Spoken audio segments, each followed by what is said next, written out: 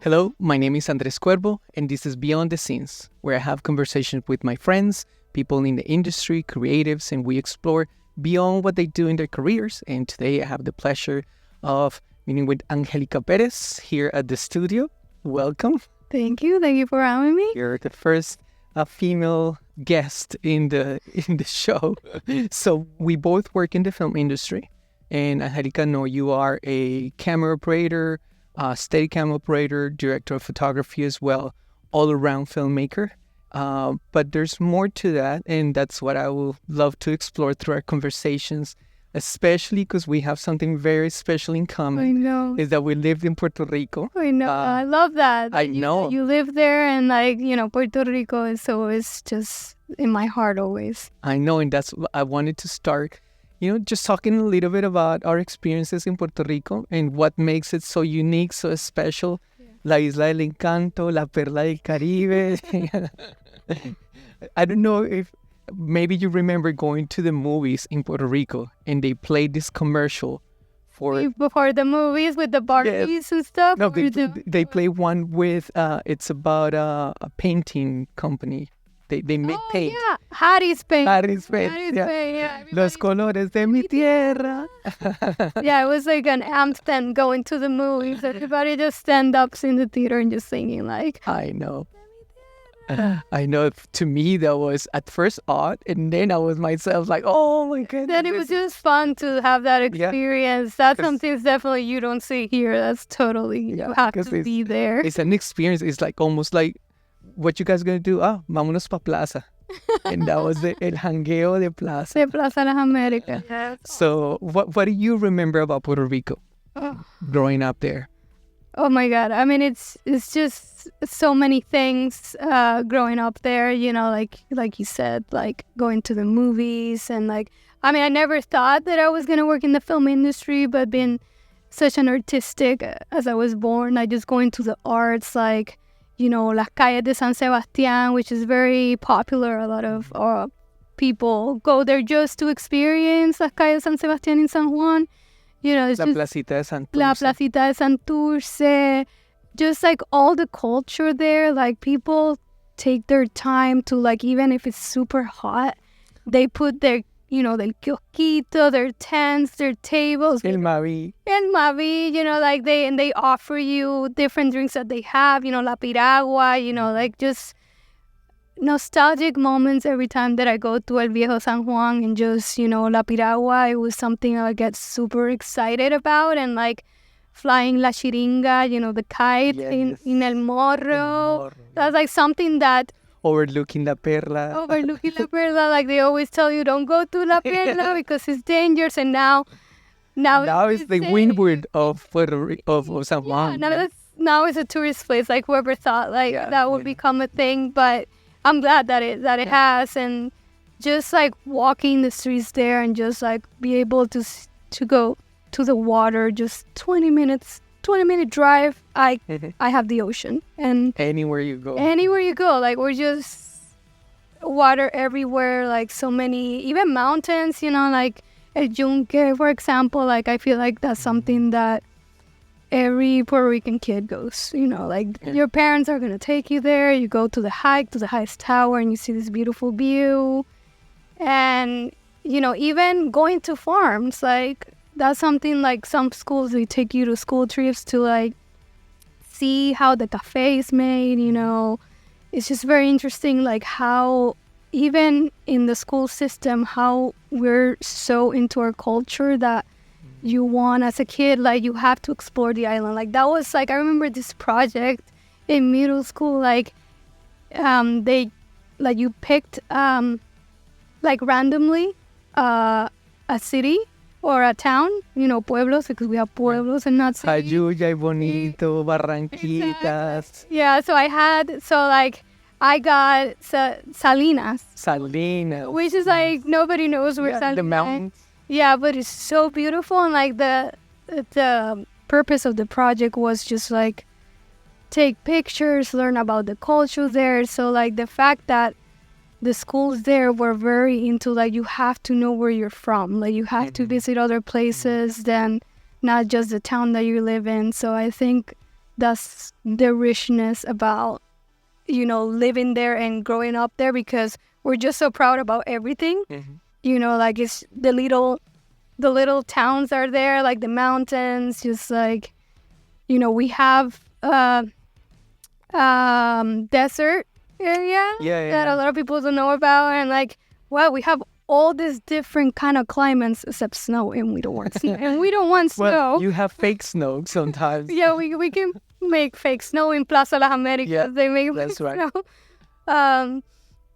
So I think like, but you know what? Sometimes you go to Coamo in what is considered the winter time, and it's cold. It can get very cold. The mountains, it can get a little chilly. I remember camping in Coamo, and like at 3 a.m, I'm like, whoa, this is cold. Yeah, and then it's just great when you travel with friends, like you're on this like road trip, and you ask for directions, you get lost because there's no signal there, and then they're like, I just go straight, but it's all curves, and hay un perro amarrado por ahí. It's just an experience, just like navigating there. It's like it feels adventure all the time, and I think that's why I have this high energy, and like every time I come to the States and meet other Latinos and from Puerto Rico, we're like instantly friends, because we're just so excited that we were there, Yeah, I experienced something like, I'm coming from Bogota, Colombia, and in a way we're a very cold culture, kind of like European influence, and being the capital of the country, and also being in the mountains, unlike Cartagena or Barranquilla in the coast. So very different. And for me, going to Puerto Rico, it was a little bit of a culture shock. But in time, I came to appreciate the richness of the warm culture. I will show up to a party or meeting people, and they're like, "Ay, tú eres de Colombia, bienvenido, qué brutal. We're going to go to La Parguera next week. Do you want to come and hang out with us?" I'm like, you just met me, and I'm like, already invited me to La Parguera to have pinchos de tiburón. So Marquesina, the garage. Block party. The block parties, yeah. And not everything is reggaeton hasta abajo, or salsa. You have even rock, ska. At that time, it was like pretty cool. I have very good memories in Puerto Rico. Now, you did mention that growing up, you were very artistic. What type of things were you exploring in your art at that time? Yeah, so I feel like I was born with like a pencil or brush, because like I just started drawing. I started drawing Winnie the Pooh.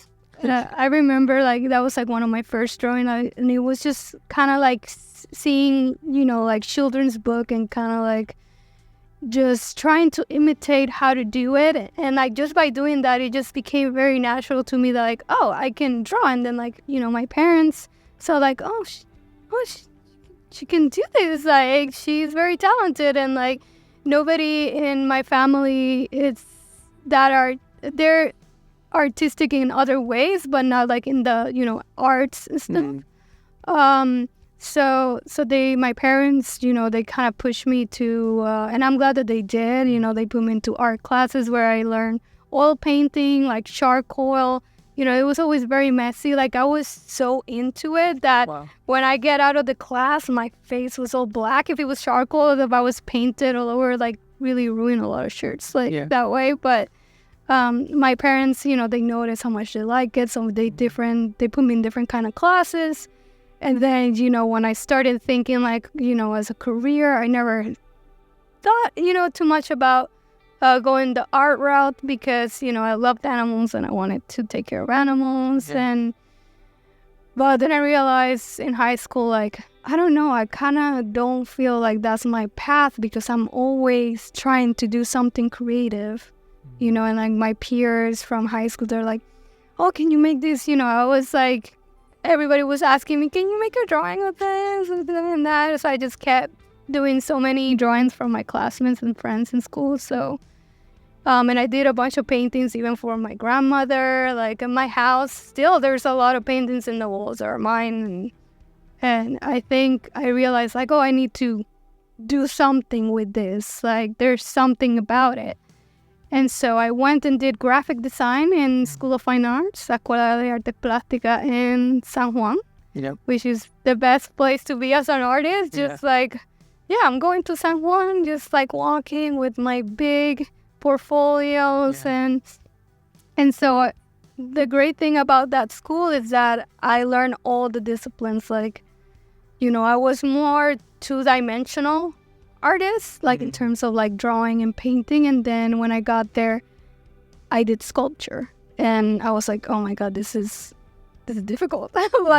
but it was so cool just to get involved with the materials, like just trying different things, even if it looked terrible, like just experimenting with that.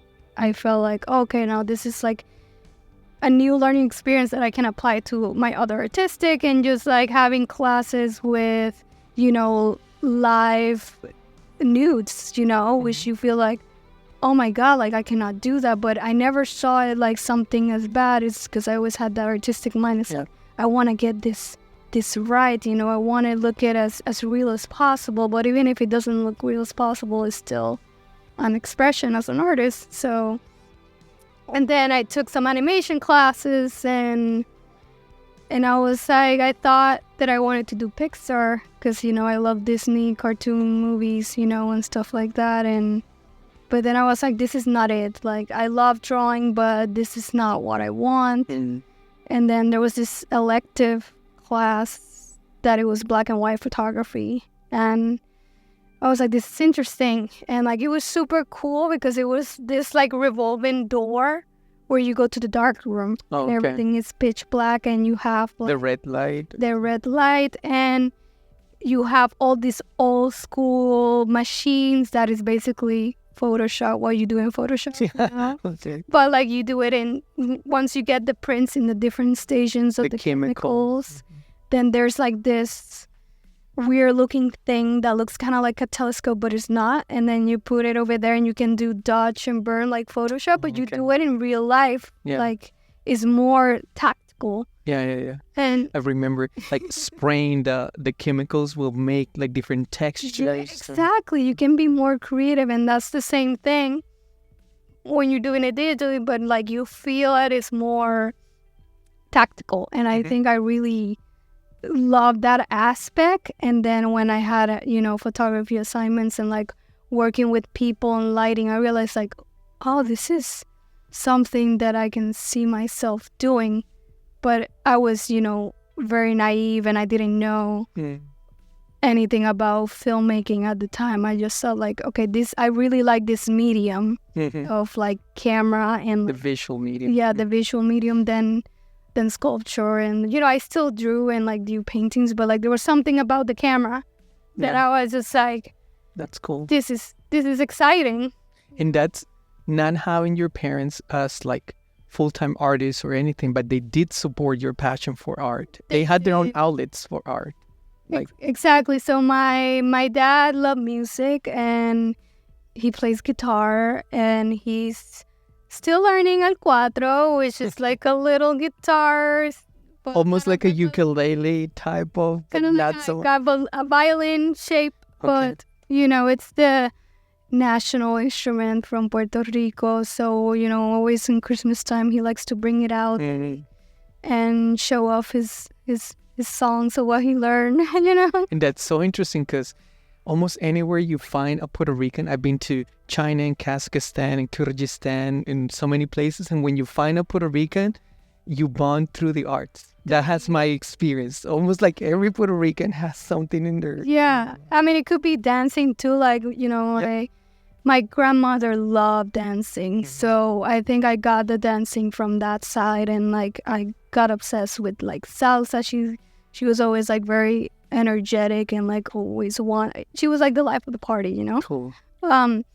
So like salsa was just like, I fell in love with it because it kind of reminds me, and then we'll talk about it more in depth, like with Steadicam. I think that it kind of helped me, like, because it's a dance with the actors, just like dancing and having fun. And I think that really influenced the way I operate the camera. Yeah.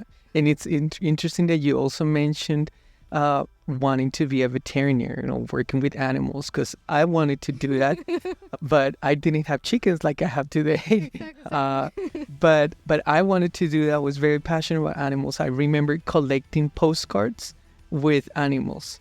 And in my room, I had a collage on the wall with a bunch of postcards with animals and different kinds. And I always thought that was what I was going to be. And it was through photography that I got into filmmaking as well.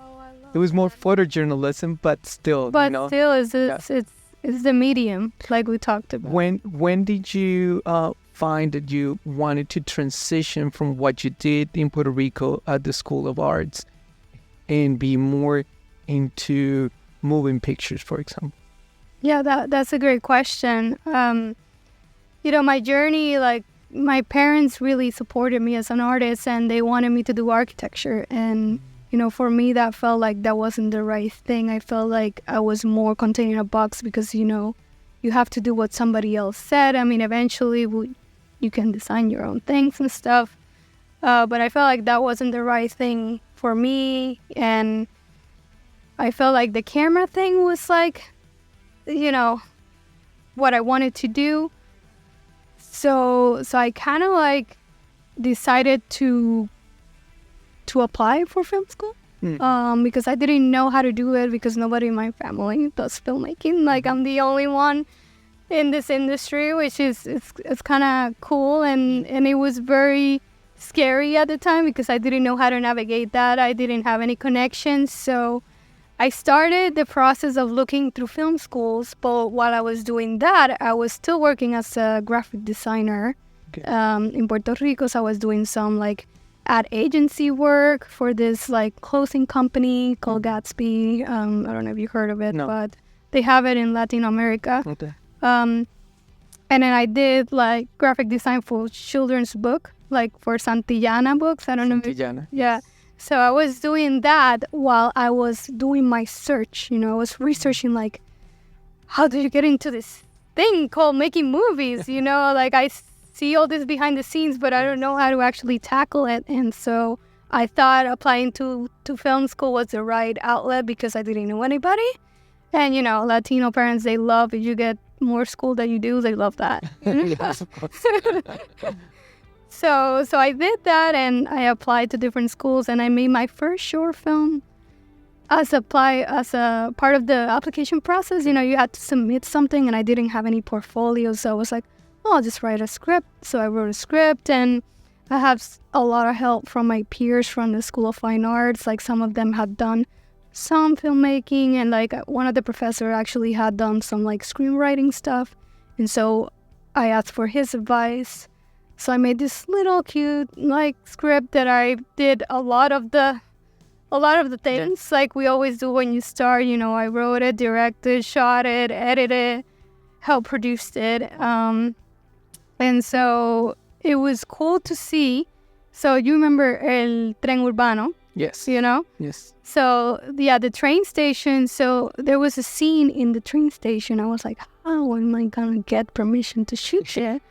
But I managed to get it. So they stopped one of the, like sections of the train for us, the crew. And then there was people walking, and they were all like taking pictures, like, what's happening? Right? Shooting something. I mean, it was just like a little thing that I did. And so it just gave production value that I had an actual train in my little shorts, like using, lights from Home Depot, I didn't have like a lighting kit or anything. So just pulling sources from different things and just helped me experiment. And I noticed how collaborative it was, just asking for people like, oh, do you know how to do this? And like coming from an art school, it was so cool to see other people that were artistic in other ways, like makeup, for example, or like they were really good at choosing wardrobe and making, like, some people made jackets and stuff and shirts. And I'm like, I'm in the right place to get everything that I need. Yeah. So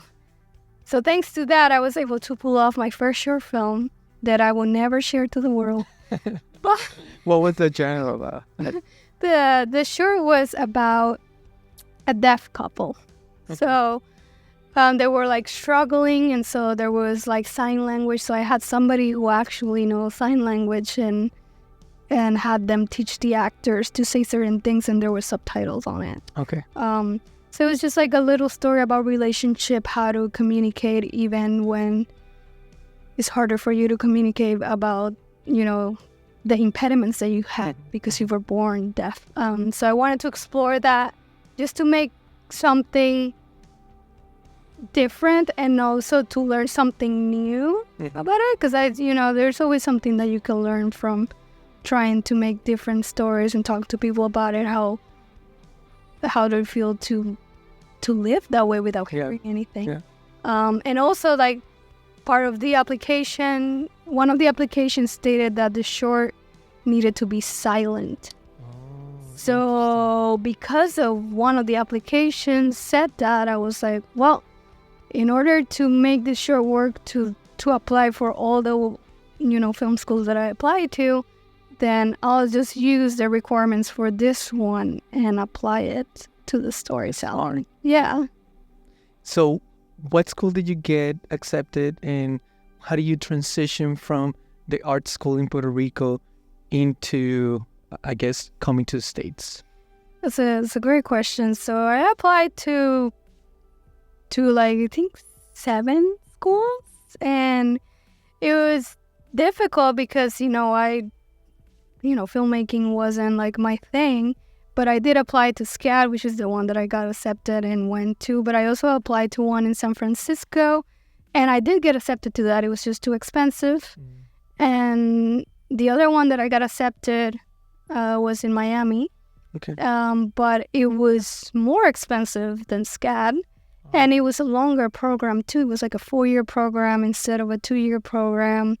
And then I applied to NYU, and I did not get accepted to that one. That one's very strict. They only select 5 people to their master programs, and it's also very expensive. And then I applied to Chicago, did not get accepted. So I only got accepted into 3 schools.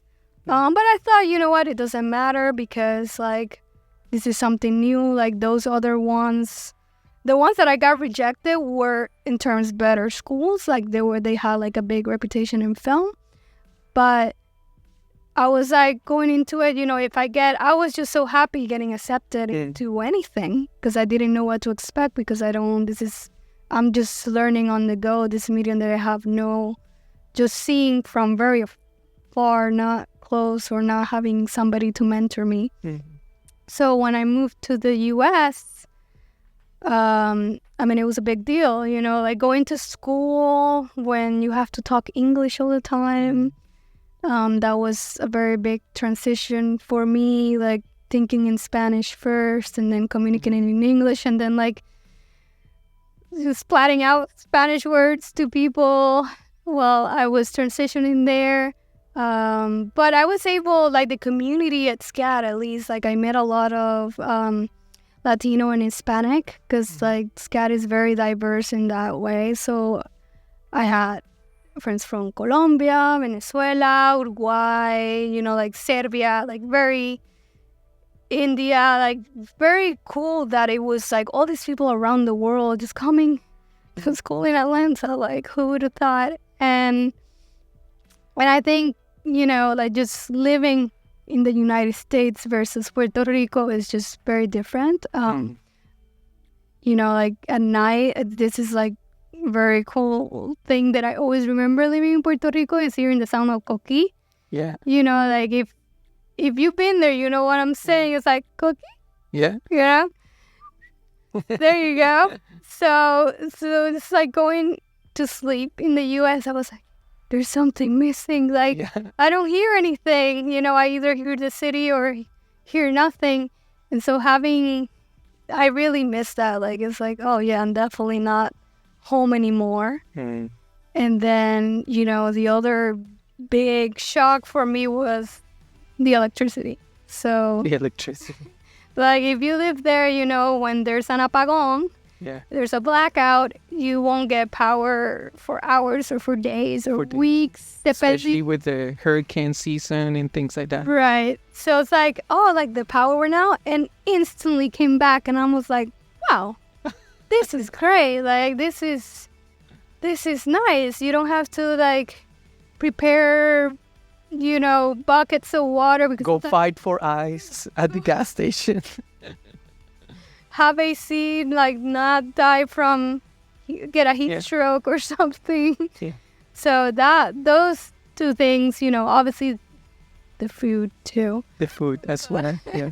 And No hay mofongo. no, yeah, plantains is something that I love so much. Bacalaito con vianda, sorullitos, piononos. Yeah, queso fresco, it's just so many things. And like having proximity to the water, like I love the water so much. So that made it difficult, but I knew I was making the right decision because at the time when I got to Atlanta, I didn't know Atlanta was up and coming in 2014. So I think it was a blessing in disguise. I wasn't really that excited, to be honest, to be living in Atlanta, but when I saw how much the film industry was growing and how many people I was like meeting there, I realized, I am in the right place, I'm away from home, but like I think I made the right choice to move my career faster when I want to go because I didn't know anybody else in the island that did it, even though there is an industry there, but I just wasn't aware of it. Yeah, and at the time you were not into that industry. Now, a lot of undergrad programs don't have much incentives or financial aid, or basically that's why many people will have to go the route of paying for themselves. And being here with or without family is still hard. How do you do school during that time? Yeah, that's a great question. I think my parents really loved the idea for me coming to Atlanta because at the time, my aunt has lived there for 16 years. So she knew a lot about living there, and she came and helped me out with the move. That even though my parents came with me, obviously they will come, they want to set you up, with the dorms, when I was living at the dorms. Who's your neighbor? Like like making sure it's safe, But yeah, like having a family in a new place is very helpful. They make you feel more at home, and if there's an emergency, then there's something that in close proximity. I don't have to take a plane. If something happens, that I can just call and have some help with whatever I need. Yes. But yeah, so I did get some financial aid for SCAD, but it wasn't enough. So I had to either, find some kind of work. So what I did, it was just work at the gym at SCAD. So I worked there for a little bit. Then I was lucky to get an internship with Panavision, and I got paid there as well for the duration, the time that I was there, and just trying different things. Sometimes they had some jobs that were temporary, like photography, like they had ATV Fest and stuff like that. I remember I took some pictures for SCAD, and there was some pay for that. So just kind of like either volunteering, even though if it doesn't get paid, but like just getting connections and, meeting more people in the industries to know how to get in and out. And that's how by, just kind of like the same way that I got my Panavision internship, it was because talking to people, and like I just went to the place and I literally asked, can I just...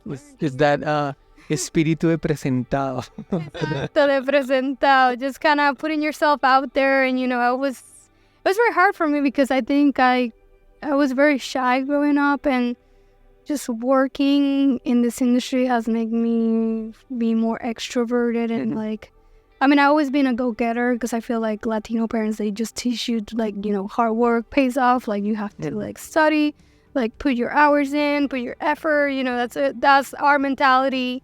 And that's how I was raised, to like really, work hard. And so it's like, I have to like be brave or like just get out of my shell and just kind of like, well, if they say no, they say no, but it doesn't hurt if you just ask. And so I asked, and I got their internship, and I got paid for it. And I made so many connections there about all the shows prepping there, like the, learning how to make cables, how to like change battery cells from like the block batteries for a camera. So like a lot of stuff, like even breaking filters when they're done. Yeah. They were already broken, so you just broke it. That was very satisfying. That's interesting that you, for both your training in the arts and in filmmaking, you decided to go, the traditional way or the official way of going to school, when nowadays many people don't necessarily go to school because, there's YouTube, there is like plethora of information out there. We're living right now in times where there's almost like a saturation of, it becomes like actually noise, because then there's so many voices telling you how to get into that career, how to be an entrepreneur and all that. But what do you think was most valuable in your formal experience of filmmaking? I think is making mistakes while in school. And I'll talk more in depth of what I mean is like, so when I went to SCAD, I told everybody I was a cinematographer, and obviously that was a lie. I didn't know anything. I was good at photography, but I'm still, there's so much that I needed to learn. But everybody's like, oh man, your pictures look great. Can you shoot my short? Can you shoot this project with me?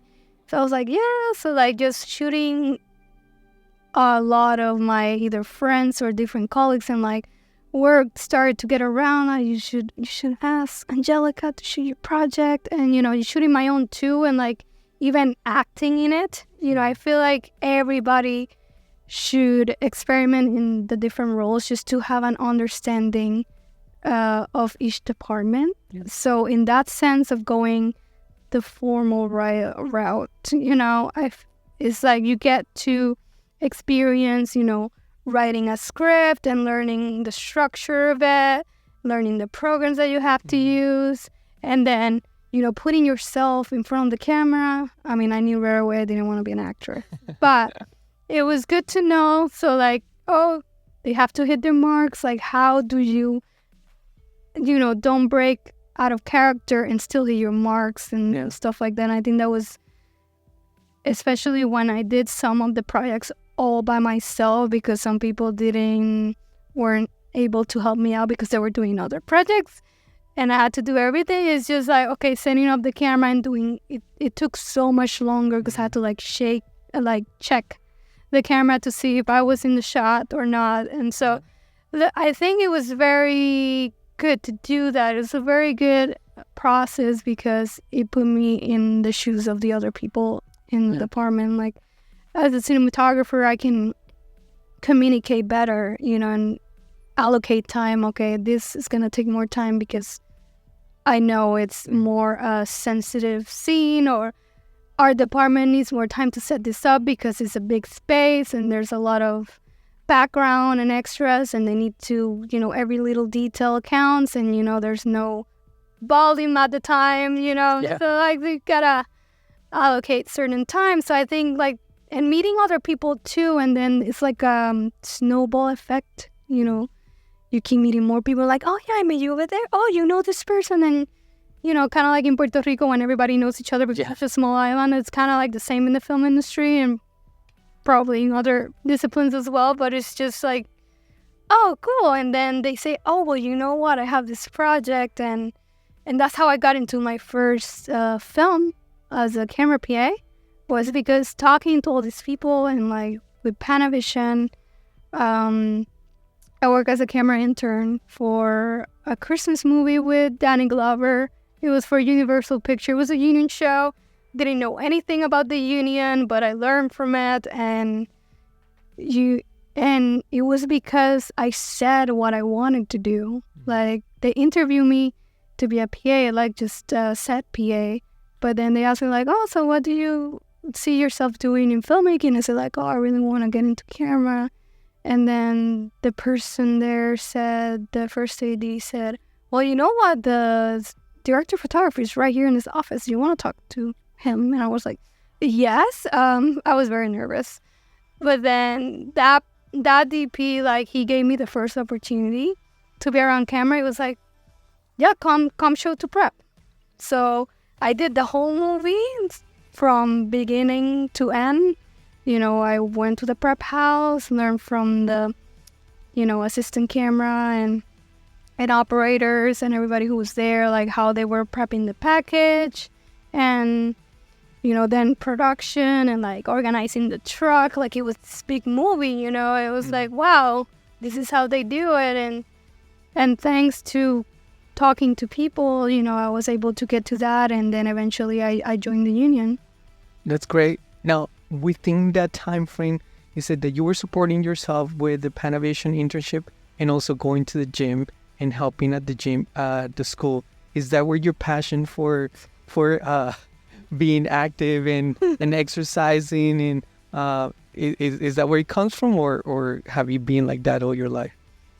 All my life. I mean, thanks to my dad. Yeah. My dad loves to run, and he loves basketball, he loves sports, he loves tennis. So my favorite sport is tennis, and I started with a racket when I was 9 or 10. And I remember my parents put me in tennis summer camp, and that was my first time playing it. And then they had a little tournament, and I won the tournament. Yeah, I was just like, it was something natural that came with, and then I became obsessed with the sport. So, maybe in another life I was a professional. Yeah. And then I did a lot of 5Ks and 10Ks. There was this big 10K in Puerto Rico, Teodoro Moscoso, like the big bridge. So that one I did a bunch. I don't remember how many times I did it, but I remember it was one of the ones that I did my best time. I think I did it less than an hour. And for me, that was like an accomplishment, because 10K is like 6 miles. It's a lot. And I think having that background of being athletic and being in a lot of sports as a kid, because even in high school I was in basketball and I did a lot of running and like even smaller races, 800 meters and then 400 meters, like different kinds of, even soccer too. I did soccer camp too, but I didn't take soccer that serious, but I did like the running around and like hitting the goals. So I was either a forward or a midfielder. But I think that helped me create that discipline of like training stuff. So that's why I applied to the gym job, because I was like, I want to do, if I'm gonna do a job that is not my career, at least something that I enjoy doing. So I decided to apply to the gym job, and I got it. And it was mostly, typical like cleaning. There was some administrative stuff, but at least it gave me time to, so after my work shift, or if it's very, if nobody's there, I can just work out and use the gym while I'm working. So I think just having that background helped, even with the discipline of filmmaking, and eventually Steadicam, which I think it's like athletic and creative, which is like my favorite thing to do. I mean, that's why I didn't stick with graphic design, because it's more computer based, and I like to move around and interact with people. So definitely like athleticism is definitely like in my blood. That's interesting, because you mentioned first that you like to dance, that you like everything related to camera, and then you are, a fitness buff. So those, I think, are very key characteristics to become a Steadicam operator, right? And so with those skills, how do you, focus on Steadicam? How did that come about, Like, what made you decide this is one of the things that I want to specialize on? So that decision became actually after I graduated SCAD. The program at the time didn't offer any Steadicam, or didn't have any Steadicam gear. But during the movie set that I was on, the Christmas movie, there was the A camera was a Steadicam operator. And I was just like, what is that thing? He's wearing this vest, this weird looking thing. And it looks so cool. In my mind, like, that's such a cool job, like whatever he's doing. And so because of that, I started like looking how to get into that. And then SCAD eventually brought some Steadicam gear. I still had friends that hadn't like started later or like took a little bit longer in the program. And so I was like, well, I am using the resources. So like they had a project. I was like, can I rent the Steadicam so I can try it out? I didn't know anything about it, but I was just winging it and filling it out. But I remember also another way that I connected with, other filmmakers was doing background work. So being an extra on set. So there was this show called Be Mary and Jane. It was a BET show with Gabriella Union, and I met the Steadicam operator, who I'm still friends with, and we have worked together. He let me put his rig on, and so I was an extra, right? So it was this like newsroom scene, and I was wearing heels, and he let me put the entire rig on with the camera. And then the DP comes out and says like, oh, that should be on the cover of ICG magazine. And that was such a funny moment. And like, I just remember wearing that and how it felt. It was like, oh, wow, this is like, like the big rig, like the big leagues, like very professional. Because the one at SCAD, it was smaller and like they didn't have like the bigger cameras like the Alexas or stuff. So it was just very exciting. And then I bought a smaller rig, because Steadicam is very expensive. And then I took a workshop in Vegas. I took the one in Las Vegas because it was more almost 1-to-1. So as opposed to in California. Yeah, because they have one in California with Tiffin. Yes. Which is great. But they pull in more students, so there was like 20 people. I don't remember how many students they do it now, but that one, it was just me and 2 other students. So we had more hands-on with the rig. So that's why I wanted to do that. And, at the time also it was less expensive than the one from Tiffin. But then after that, I just, I had the Steadicam operator's handbook, and it has a bunch of exercises and like a lot of information that is very useful. And so I started doing all the drills. My apartment at the time became like an obstacle course. It's like putting stuff like apple boxes going up and down with the rig, and then eventually trying bigger rigs from other seasoned operators. So the first thing that I invested for the big leagues rigs was the vest, because I'm very tiny, and that's probably the most important piece of it, because it has to be comfortable to your body, because otherwise you're gonna injure other parts, and then you're not gonna get, it's not distributing the weight evenly. Exactly. And then you don't want to get injured because you don't have the proper vest. So I took that very seriously. So I had it customized to me, and then I started using other operators' rig that let me rent it from them. And then eventually I got my own, and changed my diet completely too. So I became vegetarian because of Steadicam. Like, it wasn't like, why? Like, you're Puerto Rican, you eat meat all the time, So even my parents were in shock when I told them that. Like, ¿qué vas a comer? Carne puerco, Even though my grandpa is vegetarian all his life. But it just made sense to me. Everybody's different. And like, I felt like I had more energy. I can be longer with the rig. And also I incorporated yoga with that. When the pandemic happened, I became obsessed with that, and like noticed that I needed not just more flexibility, but more time to be with myself, and like have body awareness, if that makes sense. Because I feel like a lot of people are not aware of how, because they're always in the hurry, stress kind of thing. And like, that helped me like be more centered, like know how to feel, like how should I do this? Should I push myself too hard to do this kind of shot? So it just really helped me understand more my body, and like when to rest and how to be more proactive with recovery and preventing injuries. So I think that's something that not a lot of people talk about. There was like, oh, you have to train, you gotta grind and just you cannot take breaks, But I remember, like, you know, a lot of people told me, like, tell people when you want to take breaks to Steadicam, you know, they're not carrying it, the weight, and it's your body, not their body, you know, you're still going to get the shot regardless. Like, it's, in the long run, it's better to do that than trying to be the hero on set and do the shots. Yeah.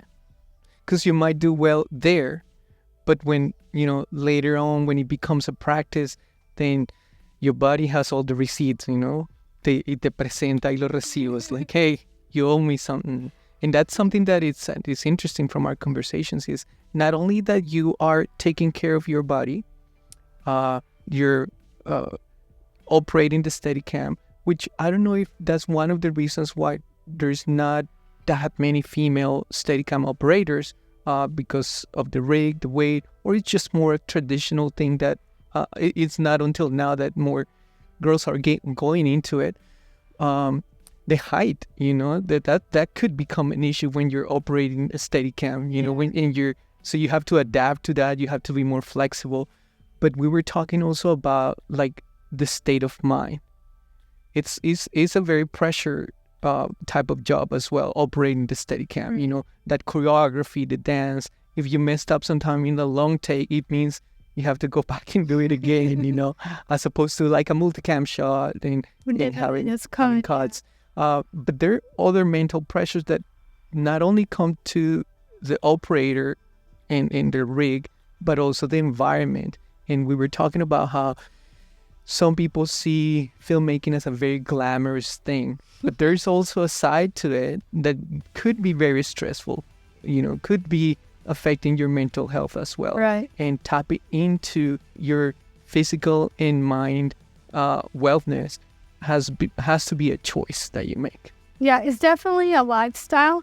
And just going back to the height thing, because that's something that I get all the time when I'm on set, like, oh, like the smallest person has the bigger camera, or like the rig is bigger than you. But the funny thing about it is, like, Steadicam, it has to do a lot with gravity and like the center of gravity. So if you think about it, like, it's gonna be easier for me in a sense, because since I am closer to the ground, then it's more. I know that that's silly. one way to see it. I know it sounds silly, but like, it is true. I know the inventor of Steadicam is extremely tall, but, and also like the, you know, the way they make the arms and stuff is very, very easy to like go and high and, you know, go really high. And a lot of the actors are not. I mean, some of them are. And your monitor, for the most part, it's down here. It's not like you have to be looking up. Exactly. So the height never has been an issue, honestly. In fact, sometimes it's very funny because of my height, I get put in certain situations. Like, once the director, like, or the DP or whoever was like, oh, where can we put Angelica? Oh, Angelica probably can get a shot from over there, like, in that little corner, you know, like, I get put in certain spots because I can fit, like, I can physically fit, because like other operators are too big. Yep. And, you know, I can get in tight corners and get certain shots so I always take that to my advantage. And, you know, if I have to make a high shot, you know, like, there's ways to do it. There's like adapters to go higher, you know, there's ways around it. So it's never been like a restriction about it. So, you know, because you're small doesn't mean that you cannot do it. So I just wanted to just touch base on that, because I know that's something that, I mean, misconception for people that will think, you know, they see a big rig, they might, you know, it's for big people. Yeah, I mean, obviously it's a lot of work, you know, and I talked with other Steadicam operators that, you know, you're basically using either the majority of your weight on a rig, depending on which kind of camera setup it is. But like, you know, these guys are in size bigger, so you have to be strong, yes, but you have to be smart about it, how to distribute the weight and how to do it. And like, there's just weights around it. So I just want to say that, so it encourages, you know, other women who may be petite, like, they shouldn't feel like they cannot do it because of their size, or because, there's always been this idea, like, can you carry that? Like, like you're not going to perform well. Exactly. When in turn, it has nothing the performance doesn't necessarily have to do with the size or the strength.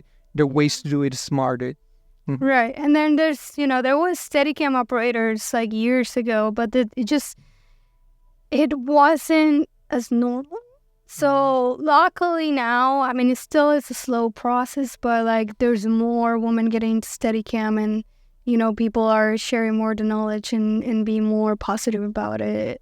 And helping other women like try it out and not don't be afraid about it. You can still do it. And if you don't like it, you don't like it. Yeah. Like it's something that you really have to invest in terms of like lifestyle, because you gotta change the way you eat, the way you do your routines, kind of thing. Not necessarily that you need to be very strict about it, but you have to be aware that like you're carrying heavy things, you have to take care of your body, and then if you have an injured, then you may have to say no to that job, because then it's gonna make it worse, And I've talked with other operators who may or not do Steadicam with handheld work that got really bad injuries, and then they learned the hard way because they didn't know, because it wasn't shared out there, like how to prevent it, how to get stronger. Like, can I do on set some drills before going to work, which is very helpful to do, like very simple stuff before work or in between takes. It's also good to do either some stretches or like some light core work, or like with the bands, resistant bands. Like there's so many little ways that you can do it that doesn't seem like you're doing so much work, but it would help you in the long run to feel better and not break your back. Yeah, and that is in the physical side of it. Yeah. Imagine as well on the mental pressures. Yeah.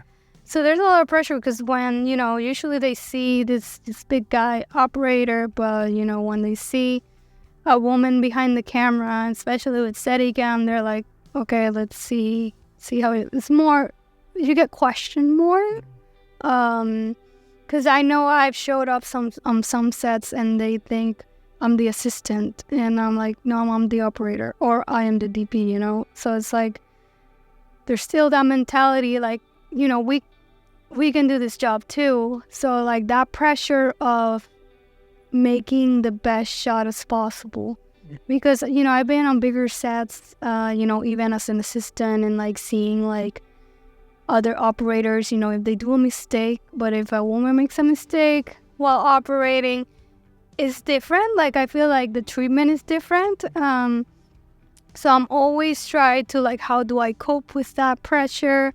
And I do have, operators, mentors, and DPs, both men and women. So I always ask, like, what should I do? But sometimes you don't have help because you're on set and you're on a time crunch. So, you may lose a job, or, or maybe they never hire you. You're still on the job, but they don't contact you again. So and that happens to everybody. It doesn't matter what position you are in the industry. And then you're questioning yourself. What did I do? How did I do it?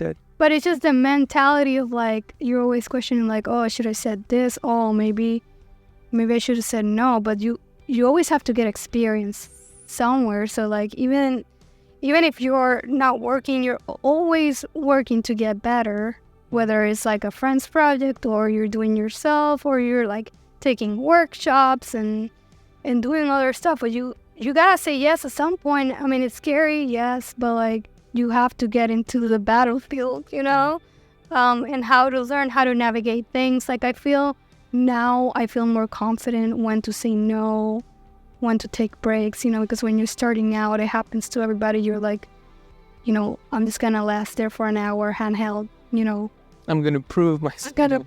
You always have this mentality that like, I have to prove myself.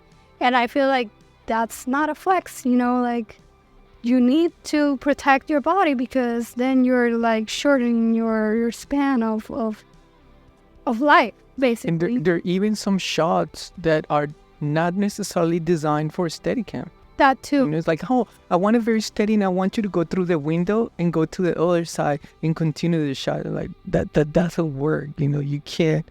There are other tools for that. Exactly, and that's a really good point that you say. Is the tool that you use to do certain shots, and that's something that you learn on certain projects where the director may not know all the tools, but they think you can get it. With Steadicam, for example, that happens to a lot of Steadicam, that they think, you're a human tripod and you can do everything, and sometimes they want like a really slow push. That's a dolly shot, That's why we have all these tools to make different kinds of camera movement and feeling.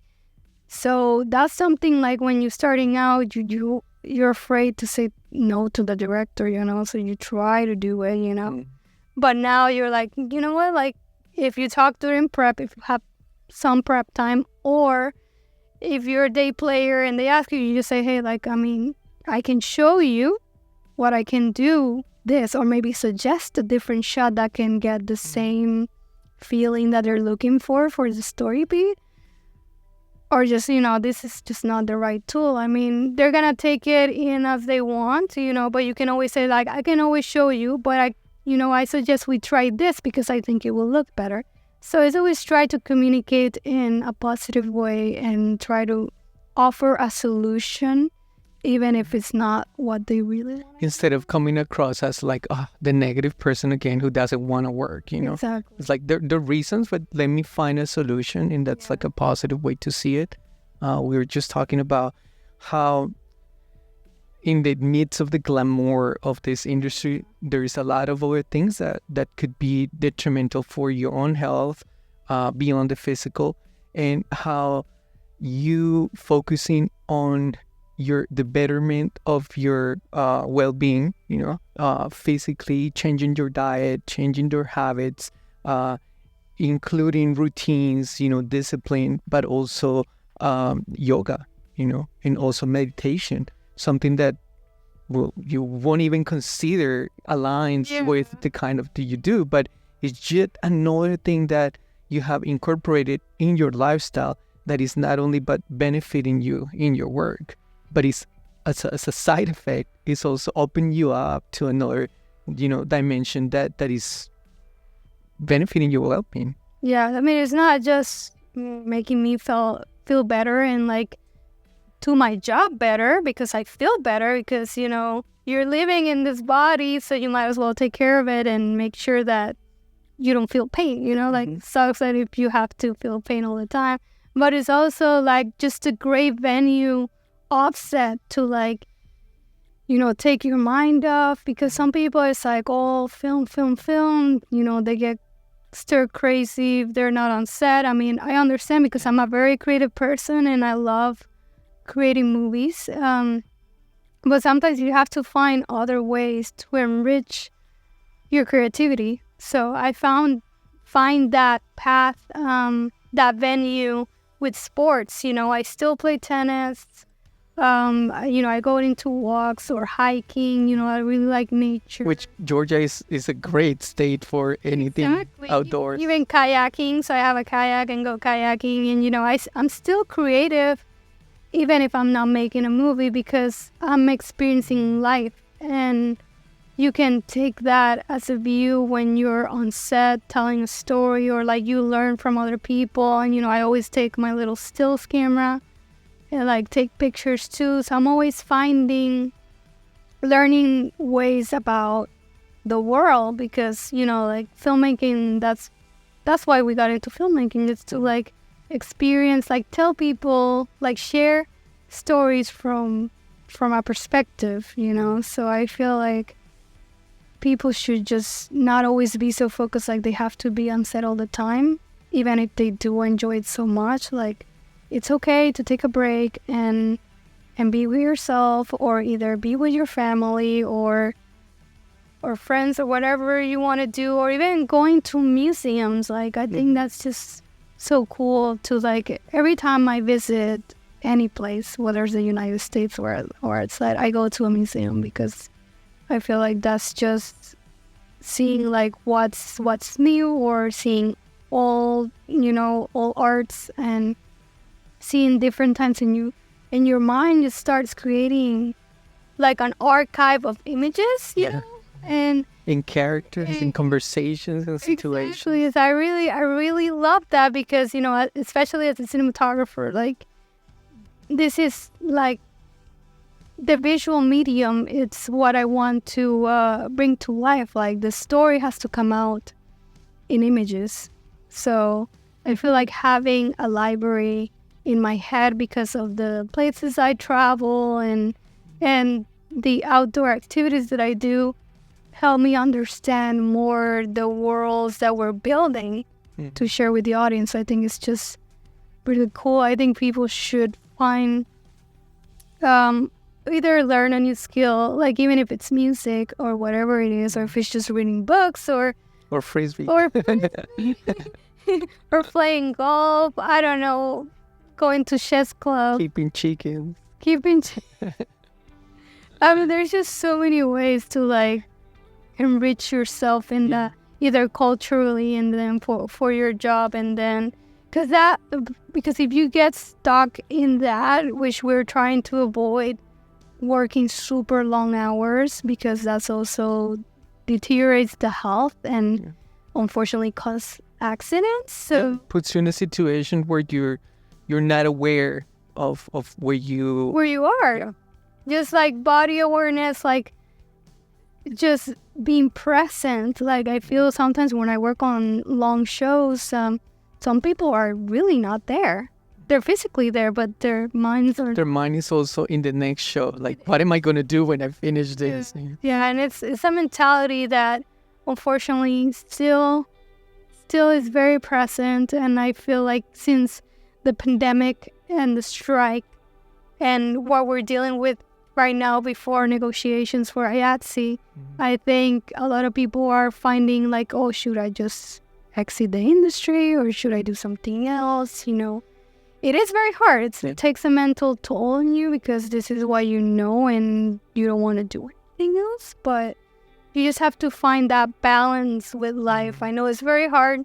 It's easier said than done, but sometimes you just have to push. I just take a random class about something.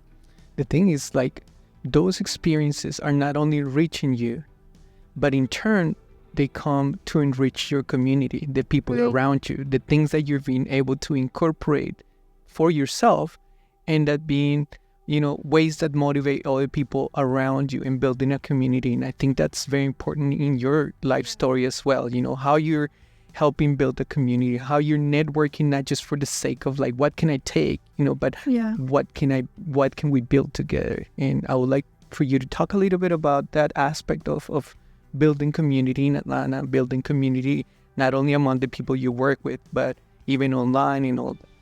Yeah, I think that's community is very important, especially when during the pandemic and like during the strike, like community should be like priority, like helping ourselves build stronger. You know, if there's a skill that you wanna, you know, get more sharp with, or like you're having more difficult, then you know what, let's just go meet at a rental house and just practice it, or I can show you this and you can show me that, because you know, so many people want to compete because like who gets the job, you know, like I know there's a saturation of a lot of workers right now, especially in Atlanta, because there was a lot of influx of people moving in. But that doesn't mean we cannot build a community.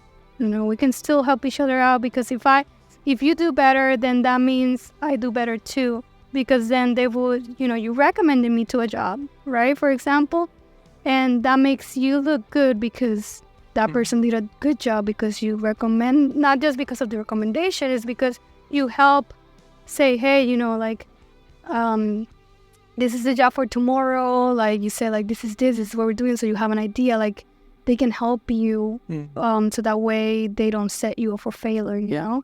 So I think that's very important in a community, and also to not feel alone, you know, because we get into our heads in a little hole and we're like, oh no, what's going to happen? But if you're surrounded people who are artistic like you, then you can, oh, you know what, let's just go for a walk together, or let's go to the Beltline, let's go to the park, or oh, I found out there's this like mixer thing, let's go. It's very important to be active. Not only industry-related events, but it's also very important to go to those things, to film festivals, because you never know who you're going to meet. And it's also like the Rome Festival was something that I never thought that I would experience, because I didn't know too much about it. And I went there to do a panel, and it was so cool. Like, it's a nice town. It's a nice town, and the way community again, everybody was so like involved. They were so hype. Some people didn't have movies there, but they just came because they either had a friend there or they just wanted to meet people. Which I know the Atlanta Film Festival, some people just come from even the Carolinas. Just they come because they just like it. And whatever festival you go, I think any industry-related event obviously is good to know, but you shouldn't come with that mentality like, can that person give me a job, Yeah, yeah. You shouldn't expect that somebody's going to give you something, I think the most important thing is to connect with a person and say, oh, you do that? Like, you learn something new. Like, oh, I have a drone. Do you want to try it? And, like, you just share this like knowledge and skills, and then you become better, For example, during pandemic, a lot of people were not working. So what do we do? I know we started, like some of my friends and we started like a kayak group. It went on. It was easy to be socially distanced, but we were still together. We didn't know what the future was going to be, but we were both together in that space and helping each other out, not feel, down. We were trying to lift each other up. And so the same thing with like, hey, maybe we can go to my place and I have this camera, and you can try it. Even with Steadicam, I practice, with a little camera with the weight on and just in my living room. Just ways to keep you either grounded and like don't forget what you do, but also it's okay to not do it. Like, I think that's the main reason. Like, you don't always have to be on it. It's okay to take a break. It's okay to do other things. It's okay to do nothing. Like, if you need the rest, you need the rest, because some people don't take rest seriously. So I think it's a balance. I think that's the goal. At least that's what I want for the goal for the film industry, to be alive. Yeah. Balance, to be more quality of life than just being work. Yeah. And I also think conversations like this helped us understand that we are more than operators or technicians, that there's something beyond, not behind the scenes, but beyond what we do, Human. Exactly.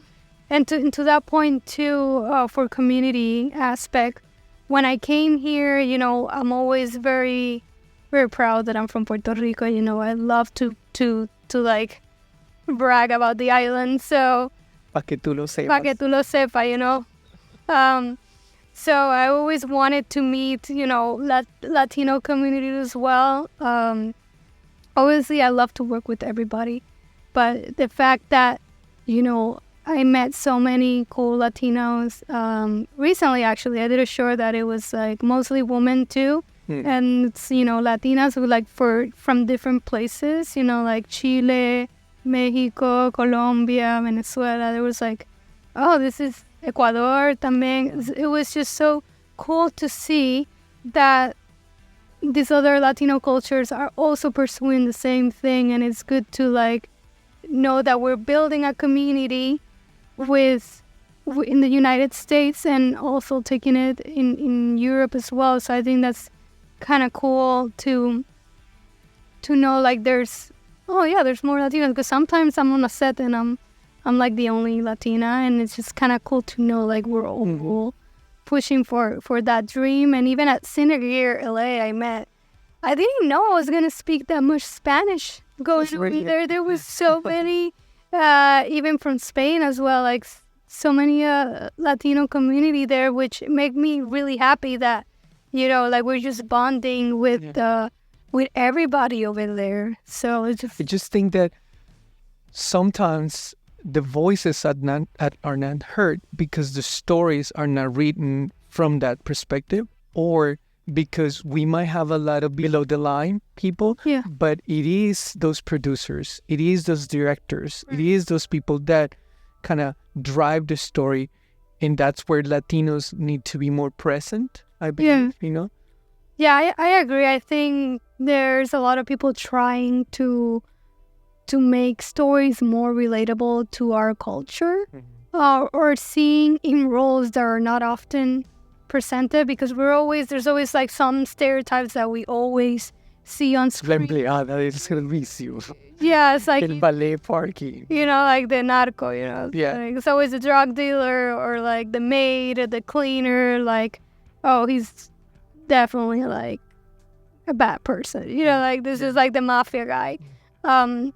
So I know there's a push in that sense to like bring up, but it's a slow transition getting into that. But at least it makes me happy that even if there's like a lot of, you know, crew members, Latinos, like eventually some of them want to direct or produce or write, at least I know they're getting there. Yeah. And they're working together, and like we're just trying on the side, try to create certain projects that represent more Latino communities, or like another new take and perspective that is not written by somebody else who doesn't understand the culture. So I think there's definitely, it's definitely happening. It's just, it hasn't blown out yet, No. but I think it will. Do you see yourself branching from operating in, diving deeper into writing, directing, or have you understood like, okay, this is where I'm gonna stay at, this is what I want, and at the same time, what other things are you branching into, testing the waters? Oh, I see what you did there. I love that. So I see myself directing in the future. I don't know, as a writer, I'm not really a good writer. I'm very good at giving feedback to scripts. I'm very good at like bouncing around once it's already written. Yeah. But me starting, I have done it in the past, but it's really not my strongest suit. But I do want to still obviously operate and do cinematography. I want to get to a level to branch out to, you know, either bigger budgets movies, and like just, I feel like I have so much more potential as a DP right now, because that's what I kind of like fell in love with in the first place. But also like operating for you know, with other DPs, which is really cool. That's why I love operating so much, because, you know, when I operate on other sets and I'm not the cinematographer, I learn so much from the crew and the cinematographer that I apply that when I DP. You know, I kind of like, oh, I remember when they did this, and I feel like I can problem solve very quickly because I experienced that on other sets. But because I love operating so much and being like right there on the seat, you know, I think I'm going to be one of those directors that might operate. Very hands-on. Yeah, very Dickens. Yeah, very Dickens, you know. That, you know, I want to operate everything. So I got, you know, open water certified last year during the strikes, because I think it was the right moment to do it. And I fell in love with scuba diving, and I thought, ooh, I could operate on the water. I think that could be really cool. And I'm, you know, I was raised in Puerto Rico, where I was going to the beach all the time, or to a pool party, you know, whatever it was. So I remember my mom called me flounders one time, because I used to like stay underwater. It's like very weird. A lot of my childhood experiences, how they translated later. I was like, why I did not get certified sooner? That blows my mind still. But I'm glad that I did, and I've done a few dives, and I did a dive in Dominican Republic, and it was so beautiful. Like, it was all cloudy, it was raining, unfortunately, but you could still see everything. I saw turtles. And it's also the feeling. It's a Not just what you... It's just like almost like an alien environment. It's so like cool. space. Yes. Well, I don't know what space feels like, but I don't know. I feel like with the way you're suited, it's kind of like this is an astronaut suit and you're like, no gravity because you're floating. Yeah. So it kind of feels like that, and it's a different world. And the way you feel is that you cannot you cannot talk unless you have certification for the full mass that you can talk, where you're like talking in signals and trying, if you feel like the pressure in your head, it's a very different feeling. It's definitely not for everybody, but I really enjoyed it, and I was just like, I think this could be really cool. Like, I just really like to be, like I said, very active. So that's something in the future that's probably gonna come very soon. I've done very few operating with the GoPro, but I feel like I could be good at it because, you gotta get your neutral buoyancy in the water, but I'm still getting better at that, obviously, because I have to get more dives in.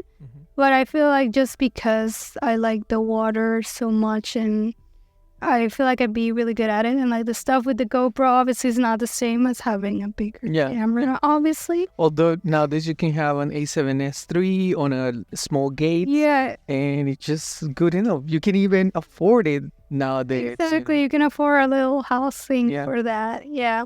I definitely want to try like the big ones with the Hydroflex. The Hydroflex. I mean, I've seen it and like not having shot with it yet. We're definitely seeing in the future doing some underwater operating for sure. That's cool. This has been a pretty cool conversation. And the first female guest here in the studio, making history. More welcome. Of course. The first but not the only one. Yeah. I really appreciate you coming and just being open. I know that not only other females are going to identify with what you brought today, but, people would like to know more. And how can they find you? Where can they go and visit and say, hey, stay connected with you, that community that you're building? Sure, yeah. Usually I connect more on Instagram. Okay. So my Instagram handle is camerawoman_APC. So usually it's the picture with the blue sky, and it's with some... We'll have here the... Yeah, and it was that picture is from Puerto Rico, yeah. Cool. Yeah. Cool. So definitely I show a lot of, behind the scenes stuff on Instagram, and then you can find my website there. Or you can just go to my website, which is angelicaperezcastro.com, or apcfilmsllc.com is the same. They can see all my work there.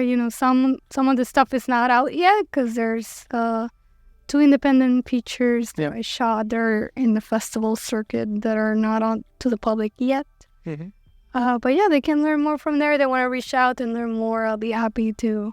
That's awesome. And now that we're talking about ways that people can connect with you in particular, I was thinking, you said something that stood with me is maybe there's other Angelicas out there, petite from Puerto Rico, from a Hispanic country, and they might be thinking about getting into the industry, but just like you, they didn't know where to start.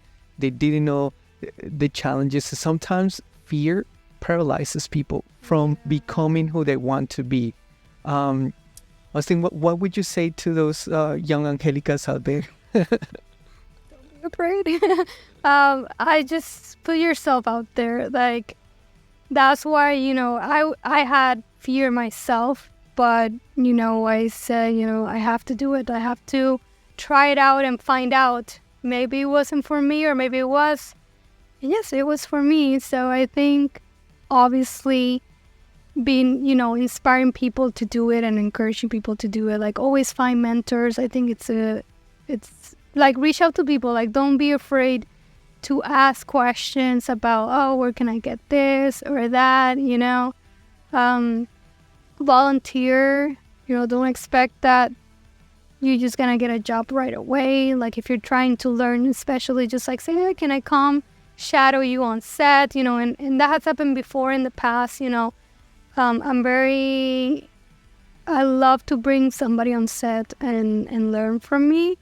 And when I do my smaller independent stuff, I try to bring as much as women as possible, regardless if they're Latina or not, because I I have so many people come up and say like, hey, like I would like to learn from you. Can I come to the set? And I've done it in the past myself. I ask other DPs, can I come and shadow you on set? And, like some of them have been very responsive, and I have come to their sets, and see how they work. And it's just very cool that there's still people that like, they want to help you out, because try to get, not necessarily give you a job, but like help you like learn something new so that could get you on a job. Or sometimes they could give you a job. It just depends. But yeah, well, I always try to bring somebody new and say, oh, you want to help out? You can, if you want to get into camera, you can, be the utility. You can ask some, all the questions that you need, like in those kind of scenarios is a good way to meet people and, like I said, make mistakes, because it's not like a big job. It's more, I would hope bigger jobs will be less stressful, but like, let's say like it's more relaxed scenario that you can... The stakes are not so high, so... Exactly, their stakes are not that high. Let's just put it that way, because there's always been like different kinds of experience on bigger sets. Like some days are not stressful and some days are really stressful. So because imagine you go and they say, oh, you're just going to transfer the media from this to the computer. It's very easy. Very easy, no. But it also made me think of that opportunity you had with that DP, that first said, you want to be in camera department, or that experience you had to work with that Steadicam operator that later on inspired something in you. So it might not be that you're getting the job right there, but you're being exposed to something that could change the trajectory of your story in your life. Him later on other sets. So it may not happen now, but it can happen in the future.